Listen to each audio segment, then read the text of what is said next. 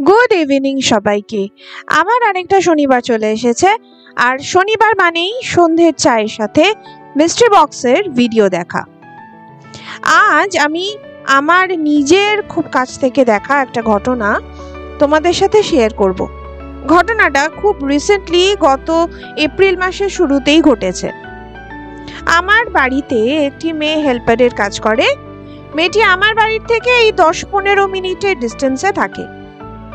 যেহেতু এই ঘটনাটা খুব রিসেন্ট একটা ঘটনা এবং এই ঘটনাটা একটা বাচ্চা মেয়েকে কেন্দ্র করে ঘটেছে, যে এখনো এই ঘটনা ট্রমা থেকে বেরোতে পারেনি, তাই এই সমস্ত কিছু কনসিডার করে আমি এখানে কারো আসল নাম বলবো না। ধরে নাও যে আমার বাড়িতে যে কাজ করে তার নাম রমা। রমার পরিবারে রমার স্বামী, একটি 14 বছরের মেয়ে, একটি 18 বছরের ছেলে থাকে। রমার মেয়ের নাম সমৃদ্ধি, ডাকনাম মাম্পি। মাম্পি ক্লাস 8-এ পড়ে। খুব ভালো একজন ছাত্রী।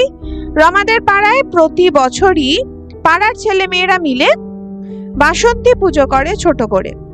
এই বছরও খুব সম্ভবত এপ্রিল মাসের শুরুতেই বাসন্তী পুজো ছিল। এই বাসন্তী পুজোর সাথে কিন্তু রমার মেয়ে মাম্পি জড়িত থাকে। ঠিক এপ্রিলের 1-1.5 সপ্তাহ পর থেকে মাম্পির মধ্যে কিছু অদ্ভুত পরিবর্তন দেখা যায়। মাম্পি ভীষণই শান্তশিষ্ট একটা মেয়ে। আমি ছোট থেকেই ওকে দেখছি, ভীষণ চুপচাপ, কম কথা বলে, লাজুক আর মিষ্টি একটা মেয়ে। সেই মেয়েই এখন কথায় কথায় রেগে যাচ্ছে। বরাবরই মেয়েটা অল্প খাবার খায়, এখন 1 ঘন্টা বাদে বাদেই বলছে খিদে পেয়েছে, আবার খাওয়া শেষ করেই ঘুমিয়ে পড়ছে, আবার ঘুম থেকে উঠেই খাচ্ছে। বাড়ির লোকেদের ব্যাপারটা একটু অদ্ভুত লাগলেও এসব নিয়ে মাম্পিকে কোনো কিছু বলেনি। কিন্তু যত দিন যায় মাম্পির ব্যবহার আরো অদ্ভুত হতে শুরু করে। বাড়ির সাথে কথাবার্তা প্রায় বন্ধই করে দেয়। এইভাবে কয়েকদিন যায়। রমা মেয়ের এই পরিবর্তনে ধরে নেয় যে নিশ্চয়ই প্রেম ঘটিত কোনো কারণে এরকম করছে মাম্পি। একদিন রমা আমার বাড়িতে থাকাকালীন মাম্পির স্কুল থেকে একটা ফোন আসে। মাম্পির স্কুল থেকে রমাকে ডেকে পাঠায়। স্কুলের হেডমিস্ট্রেস বলেন যে মাম্পি ওর পাশে বসা আরেকটা মেয়েকে মেরেছে, আর মারার পরে ভীষণ জোরে জোরে হাসছে। এমন অস্বাভাবিকভাবে হাসছে যে সেটা দেখে সবাই একটু ঘাবড়েই গেছে। হেডমিস্ট্রেস নিজেও ওর হাসি থামাতে পারেননি। রমা সেই দিন স্কুল থেকে মাম্পিকে নিয়ে আসে। ওই দিনই সন্ধেবেলা রমা ঘরে এসে দেখে যে মাম্পি ঘরের মেঝেতে হাঁটুর মধ্যে মুখ গুজে বসে আছে। রমা মেয়েকে ডাকে, কিন্তু কোনো উত্তর পায় না। রমা এবার একটু রেগে গিয়ে মাম্পিকে হালকা করে একটু ঝাঁকিয়ে জিজ্ঞেস করে যে, কিরে, এতবার করে ডাকছি কানে কথা যাচ্ছে না? মাম্পি এতক্ষণ হাঁটুর মধ্যে মুখ গুজে বসেছিল। এবার মাম্পি আস্তে আস্তে মাথা তুলে রমার দিকে তাকায়। রমা দেখে মাম্পি কটমট করে ওর দিকে তাকিয়ে আছে, আর ওর চোখটা টকটকে লাল। মেয়ের ওই ভয়ঙ্কর রূপ দেখে রমা ভয়ে 2 পা পিছিয়ে আসে। ঠিক এরকমই আরেক দিন ঘটে, যেদিন রমার ছেলে ওর বোনের এই চেহারা দেখে ঘাবড়ে যায়। এরপর ওরা মোটামুটি বুঝে যায় যে এটা খুব সাধারণ কোনো মনের অসুখ নয়। একটা কথা তোমাদের বলা হয়নি যে মাম্পির যখন এই সব সমস্যা সবে শুরু হয়েছিল, তখন আমারই সাজেশনে রমা কিন্তু মাম্পিকে একজন ডাক্তার দেখায়। কারণ আমরা ভেবেছিলাম যে হয়তো রমার কোনো শারীরিক কারণে হয়তো এরকম অদ্ভুত আচরণ করছে। কিন্তু দেখা যায় যে সামান্য অ্যানিমিয়া ছাড়া আর কোনো প্রবলেম কিন্তু মাম্পির শরীরে নেই। যাই হোক, সমস্যাটা যে খুব সাধারণ নয় সেটা বোঝার পর ওরা মাম্পিকে নিয়ে যায় এক গুণিনের কাছে। গুণিন অনেক টাকা পয়সা নেয় আর ওকে কিছু জিনিস দেয়, আর বলে যে সেরকম ভয়ের কিছু হয়নি, একটু হাওয়া বাতাস লেগেছিল, ঠিক হয়ে যাবে। রমার পরিবারের সবাই একটু নিশ্চিন্ত হয়। কিন্তু ওই দিনের পর থেকে রমার বাড়িতে একটা ঝড় শুরু হয়। ঠিক তার পরের দিন রাতে ওরা খাওয়া দাওয়া করে শুয়েছে। মেয়ে অসুস্থ বলে রমা মেয়ের পাশেই শুতো। মাঝরাতে রমা দেখে যে মাম্পি ওর পাশে শুয়ে নেই। সঙ্গে সঙ্গে খোঁজাখুঁজি শুরু হয়। দেখা যায় বাড়ির দরজা খোলা।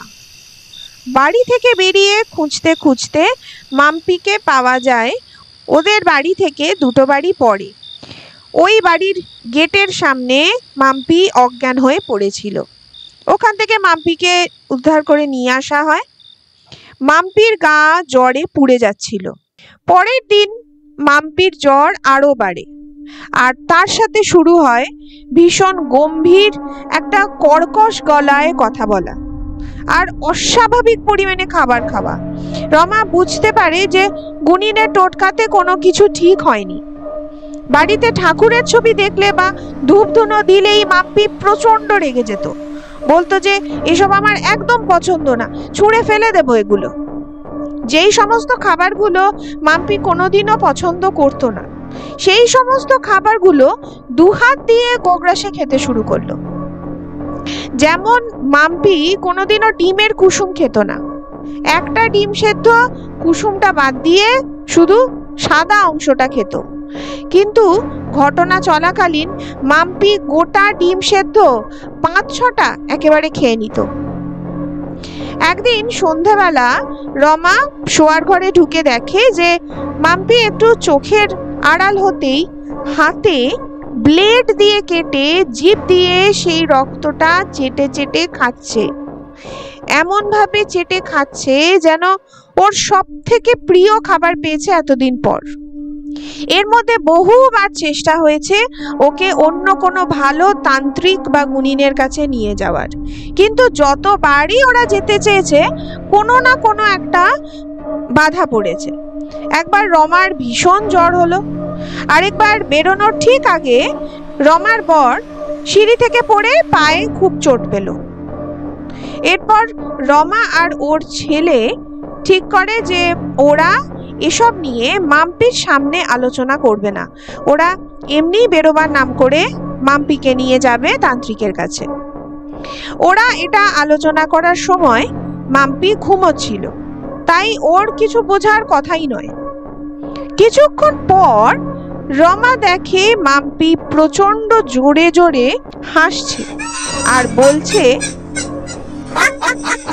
কিচ্ছু করতে পারবি না আমায়, আমি ওকে ছেড়ে কোথাও যাব না, একবার যখন এসেছি আর যাব না। ওই দিনই রমা ও রমার বর যে তান্ত্রিকের সাথে যোগাযোগ করেছিল তার সাথে দেখা করে। তান্ত্রিক রাতে রমার বালিশের নিচে রাখার জন্য একটা ছোট পুঁটলি দেয়। রাতে মাম্পি দরজা খুলে বেরিয়ে যেত বলে ঘুমের পর মাম্পির হাতটা খাটের সাথে বেঁধে দিত রমা, যাতে ও আর বেরিয়ে যেতে না পারে। তান্ত্রিক ওই ছোট পুঁটলিটাকে মাম্পির বালিশের নিচে রাখতে দেয় আর বলে যে ওই রাতে মাম্পির হাতটা না বাঁধতে, যাতে মাম্পি ঠিক রাতে কোথায় যাচ্ছে সেটা বোঝা যায়। তবে তান্ত্রিক এটাও বলে দেয় যে মাম্পি যেন কোনোভাবেই না বোঝে যে সবাই ওকে খেয়াল রাখছে। তান্ত্রিকের কথা মতো রমা ওই পুঁটলিটা বালিশের তলায় রাখে। ঠিক মাঝরাতে রমা দেখে যে মাম্পি বিছানা থেকে উঠে ঘরের দরজা দিয়ে বেরিয়ে বাইরের মেন গেটটা খুলল। তারপর খুব আস্তে আস্তে হাঁটতে হাঁটতে ওই খোলা চুলেই বেরিয়ে গেল রাস্তায়। রাত তখন 3:30। মাম্পির বাবা আর ভাই খুব ধীরে ধীরে যেদিকে যাচ্ছে মাম্পি সেদিকে যেতে লাগলো। কিছুটা গিয়ে ওরা দেখে যে আগের দিন রাতে মাম্পি ঠিক যেই বাড়িটার সামনে অজ্ঞান হয়ে গেছিল, আবার সেই বাড়িটার সামনেই মাম্পি যায়। বাড়িটার সামনে গিয়ে গ্রিলের গেটটা ধরে ওখানে বসে কাঁদতে শুরু করে দেয়। যেই মাম্পির দাদা ওকে পেছন থেকে ডেকেছে, সঙ্গে সঙ্গে মাম্পি লুটিয়ে পড়ে মাটিতে। এর পরের দিনই মাম্পিকে কোনো রকমে নিয়ে যাওয়া হয় ওই তান্ত্রিকের কাছে। তান্ত্রিক বেশ কিছু কাজ করে ওদের সামনে। এরপর মাম্পিকে জিজ্ঞেস করা হয়, তুই কে, কেন এই মেয়েটার শরীরে আছিস? প্রথমে কিছুই বলতে চায় না, শুধুই কাঁদে। তারপর তান্ত্রিক ওই আত্মার উদ্দেশ্যে বলে, তুই যদি এই মেয়েটাকে ছেড়ে চলে যাস আর যাওয়ার সময় তুই কে, কিভাবে এলি ওর শরীরে, সব কথা যদি বলে যাস, তাহলে আমি তোকে কথা দিচ্ছি যে আমি তোকে মুক্তি দেব। আস্তে আস্তে মাম্পি শান্ত হয় আর কাঁদতে কাঁদতে সব কথা তান্ত্রিককে খুলে বলে। সবকিছু শোনার পর রমা, ওর বর আর ওর ছেলে প্রায় আকাশ থেকে পড়ে। কারণ মাম্পির মধ্যে অন্য কেউ এসেছে আর আছে এটা তো সবাই বুঝেছিল, কিন্তু তার যে এরকম একটা কারণ হতে পারে এটা ওরা স্বপ্নেও ভাবেনি। আমি তোমাদের ঘটনা শুরুতেই জানিয়েছিলাম যে মাম্পিদের পাড়ায় প্রতি বছর বাসন্তী পুজো হতো। এবছর চাঁদা তোলার দায়িত্বে মাম্পিও ছিল। রমাদের বাড়ি থেকে দুটো বাড়ি পরে একটা বাড়ি আছে। এটা সেই বাড়ি যেই বাড়ির সামনে মাঝে মধ্যেই মাঝরাত্রিবেলা মাম্পি গিয়ে দাঁড়িয়ে থাকতো, কান্নাকাটি করত। মাম্পি একদিন ওই বাড়িতে যায় চাঁদা তুলতে। এই বাড়িটা বেশ বড়, দোতলা একটা বাড়ি। বাড়ির এক ছেলে ছিল মাম্পির দাদার থেকে একটু বড়। 3 বছর আগে ওই ছেলেটি প্রেম ঘটিত কারণে গলায় দড়ি দেয় ওর নিজের ঘরে। ছেলেটির শ্রাদ্ধ শান্তি করা হয়, কিন্তু ওর আত্মা মৃত্যুর পরেও ওখানেই বন্দী হয়েছিল।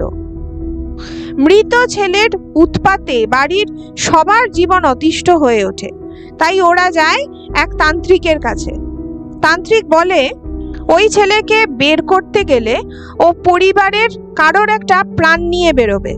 তাই তান্ত্রিক ছেলেটির মাকে এমন একটা জিনিস দেয় যেটা একটা সাদা সন্দেশের সাথে কোনো অল্প বয়সী মেয়েকে খাইয়ে দিলে ছেলেটির অতৃপ্ত আত্মা বাড়ি ছেড়ে চলে যাবে মেয়েটির শরীরে।